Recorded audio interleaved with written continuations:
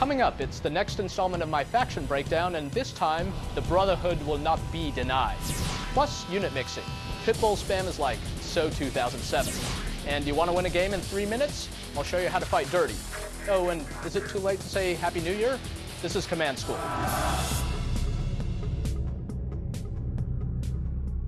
You're watching Command School. I'm Greg Kasavin. If you want to be a better CNC player, you've come to the right place, because I've got the scoop straight from the dev team. Before we offer up our tribute to the Nod Messiah, let's take a look at building a strike force in for noobs only. All three factions' armies are incredibly diverse. They have a unit for every task imaginable. But as a commander, you have limited time in Tiberium, so building a balanced force quickly and efficiently is the key to success. Scorpion tanks are great, but they need to be supplemented if you're going to survive online. Most players make tanks a top priority. They're great base killers, and they can take a beating from basic base defenses, but they're easily countered. Crank out a dozen rocket squads and put them in front of your base and watch the rockets fly. They'll take minimal damage from the tanks and do a great job protecting against aircraft as well. You'll need to prevent them from being squished though, so make sure that you have a few tanks of your own nearby. Or if you're GDI, build some foxholes with your riflemen. Now that you've got your opponent's tanks and aircraft covered with rockets, you just need to throw in some anti-infantry. For Nod, build a few Venoms. They don't need to reload at your base, they detect stealth, and they're a good counter against rocket troops. For GDI, it's a little more expensive, but a sniper team and an APC is a deadly combo against infantry. Finally, as Scrin, just attach buzzers to your tanks. They'll automatically detach and mow through enemy infantry as your tanks advance. Don't forget about the swarm support power either. Use it next to a clump of missile soldiers, you'll tear right through them. In summary, rockets, tanks, and anti-infantry. Get them fast and get them cheap. Plus, they can handle any weaknesses in your enemy's lines. Whatever you do, don't just spam one unit type. Not only is it bad form, but it's easily countered. Once your opponent sees your Scorp spam or Orca rush, he'll just crank out non-stop rocket troops and finish you off. Balance is the key. And now, to balance out our in-depth look at the different factions of CNC3, it's time to check out those Tiberium fiends, the Brotherhood of Nod. Nod's units have the extremely powerful combo of being hard-hitting and fast. The downside is that they tend to end up in pieces a lot easier. After you build your Hand of Nod, it's a good idea to invest in a secret shrine. This building will unlock the powerful Shadow team and give you a support power that calls 2 veteran Shadow squads to any location. Shadow teams are stealth and can fly, lay waste to enemy infantry, and plant explosives on buildings. But perhaps the most damaging Nod units are those that wield the Flame, the Black Hand and Flame tanks. The Black Hand are the most resilient infantry in the game, while Flame tanks have the best cost-to-damage ratio against structures. Try using the Cloaking Field support power on a group of Flame tanks and sneaking them into your opponent's base. You could destroy his power plants in no time, or maybe just go straight for the Conyard. Oh, and there's also a little unit called the Avatar, which is the single most powerful anti-vehicle unit as of patch 1.09. It's pretty slow, can't attack air, and it has to stand still to fire, but it can do a great job of overrunning an enemy's base or pounding enemy tanks to smithereens. Avatars are uniquely upgradable too. Unlike lasers researched at a tech lab, Nod players upgrade their avatar unit by unit by commandeering technology from other units, blowing them up in the process.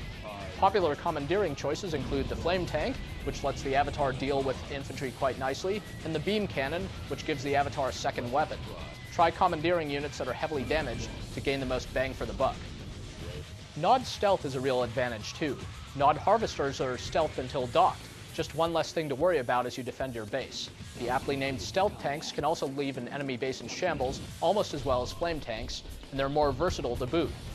All this stuff gets expensive though. If a Nod player is running low on Tiberium, the Seed Tiberium support power unlocked at the Tiberium chemical plant will create a small green field anywhere on the map. As seen a few episodes ago, we talked about Nod's devastating combo of Seed Tiberium, the Catalyst Missile, the Tiberium Vapor Bomb, and, of course, the Nuke. If these powers won't level a base, nothing will. But be careful, Seed Tiberium and Tiberium Vapor Bomb are air support abilities, meaning the planes delivering the attack can be shot down as they fly in from off-screen. Alright, it's time to get down and dirty.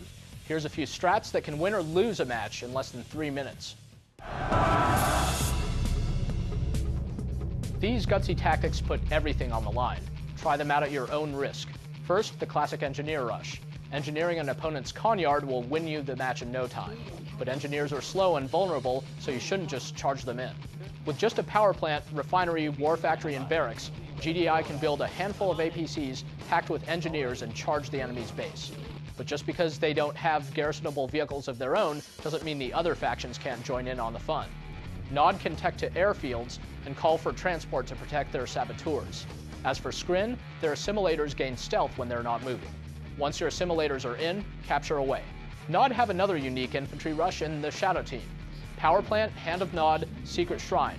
Then build a Shadow Team, call in 2 more with the support power, and sell the Shrine for an even 4. That's enough to take out a Crane and a Surveyor. If they escape and get stealth again, there's no limit to the amount of damage you can deal. Or if you really want to lay it all on the line, the Skrin can generate 20 disintegrator squads in under 2 minutes.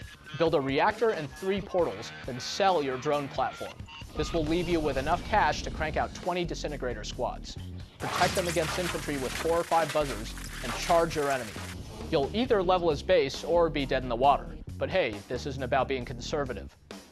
The last rush is the boldest of all. Pack up your MCV, drive it on towards your enemy, drop it, and sell it for a free engineer, and grab their crane.